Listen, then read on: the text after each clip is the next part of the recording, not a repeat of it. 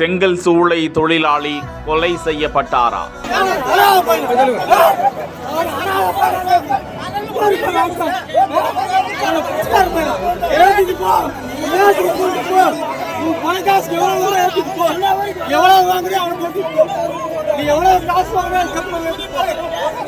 Night வேலை செஞ்ச அத்தனை பேர் வரணும், ஓனரும் வரணும் சார். வாயில பூச்சிங் சார். 7 மணி நேரமாக சடலத்தை மீட்க முடியாமல் திணறிய போலீஸ்.